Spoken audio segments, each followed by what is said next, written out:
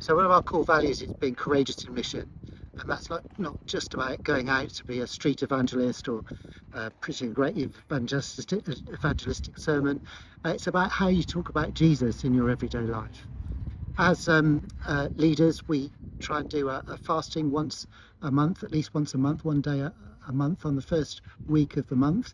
And I was doing that this week. And as I was reading the Bible, I was reading about Acts, from Acts, where Paul, the Apostle Paul, was giving his testimony to King Agrippa. And I was really struck by how bold he was about telling exactly what happened to him on the road to Damascus, how he met with Jesus. And he told this story in very much detail. And that really struck a chord with me. And during that day, that same day, I went to have my hair cut, which looks very smart, doesn't it? And my normal barber wasn't there. There was a new person. I'd never met them before.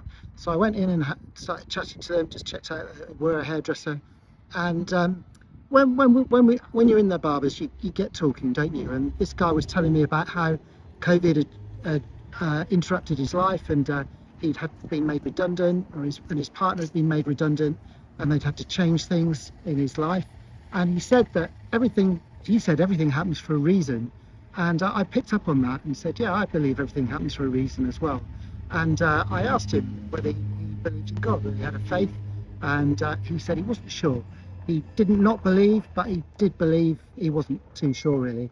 And so he asked me, what did I think? And I said, well, I do. I'm a Christian. I believe in Jesus. And he said, it was amazing, really. He said, how did that happen? And so I told him the story of my becoming a Christian, which is when I was 17. Many of you will know me, I'm disabled, but when I was 17, I became more disabled, and I had to start walking with crutches, and it was a real struggle. And I tried lots of different treatments. The hospitals tried to do lots of things, give me extra physio and drugs and all sorts of stuff. Nothing made a difference. And I ended up having an operation in the hospital in London, which was well away from where I lived.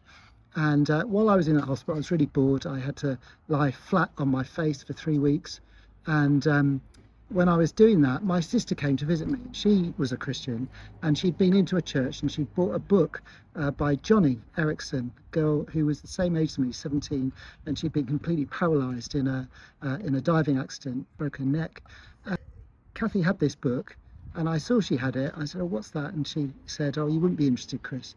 But I said, well, I am. I'm really bored. I'll read anything. So I started reading this book, and I couldn't understand how this girl could really believe in Jesus and believing that there was a kind and loving God, given the circumstances. And it really touched me. And as I was reading it, there was a nurse that came onto the ward who was working on the ward, and one of the staff nurses. And she said, oh, Chris, I see you're reading that book. Are you a Christian? I said, oh, no, not at all.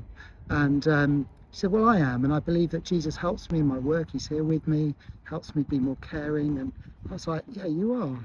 And so she started talking to me, and every day I would read a bit more of the book. She'd come and chat. And when I was getting better and going home, she gave me another book to read. And she said, oh, you can have this as a gift. I was like, wow. And then as I went home and I read this other book, she started writing to me and saying that she was praying for me, and then life group was praying for me as well. I was like, oh, what is this? Why are they doing that? And I was really touched again. And then she sent me this little pamphlet called The Search for God. And I read it through. And in the end of this pamphlet, it said, God might be calling you. Just think how this book got into your hands. And I went through all those coincidences of what had happened. And I thought, I think God is calling me. And I became a Christian in my bedroom on my own without anybody else there. And I was just told this story to the hairdresser, and he was like, wow, I'm so glad you've come in today. Now, I don't know what impact that will have, but I leave it with the Holy Spirit to move in his life. And I hope I see him again and we'll follow it up. So that's my story of being courageous in mission.